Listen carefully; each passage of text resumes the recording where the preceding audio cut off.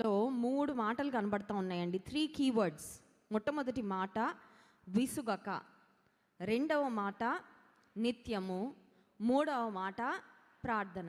ఈ 3 చాలా ప్రాముఖ్యమైన అనుభవాలు. దేవునిలో ఎదగాలంటే, దేవునికి ఇష్టంగా జీవించాలంటే, విశ్వాసంలో ముందుకు సాగాలంటే ఖచ్చితంగా ఉండవలసిన 3 మ్యాండటరీ థింగ్స్ ఈ 18వ అధ్యాయం మొదటి వచనంలో చూస్తూ ఉన్నాం. మొట్టమొదటి అంశము విసుగక.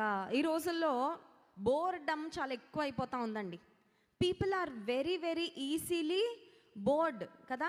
కొన్నిసార్లు పిల్లల్ని హోంవర్క్ చేయమంటే బోర్ కొడుతుంది మమ్మీ. ఏంటి హోంవర్క్ చేయడానికి బోర్ కొడుతుందా?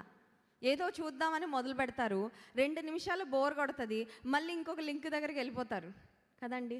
ఏదో పని మొదలు పెడతాం చేయాలని, వెంటనే బోర్ అనిపిస్తుంది.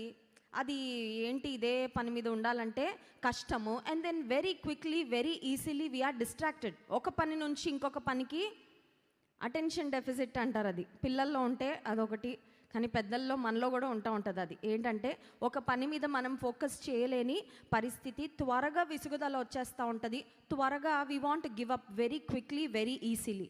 కానీ యేసుక్రీస్తు ప్రభువారు చెప్పిన 3 ప్రాముఖ్యమైన మాటలలో ప్రార్థన విషయంలో మాత్రము విశ్వాసులము విసుకకూడదు. అమ్మో నాకు ఇంకా విసుగొచ్చేసింది, ప్రార్థనలో కూర్చోడానికి విసుగగా ఉంది, ప్రార్థించడానికి విసుగగా ఉంది అని మనం ఎప్పుడు కూడా చెప్పడానికి వీల్లేదు. సో ఫస్ట్ థింగ్ విసుగకుండా. రెండవ అంశం ఏంటంటే నిత్యము. Prayer should be a continuous act. మన జీవితంలో నిత్యము చేయవలసినది. ఎప్పటి వరకు? చనిపోయే వరకు. This is a continuous thing. ఉద్యోగం నుంచి మనము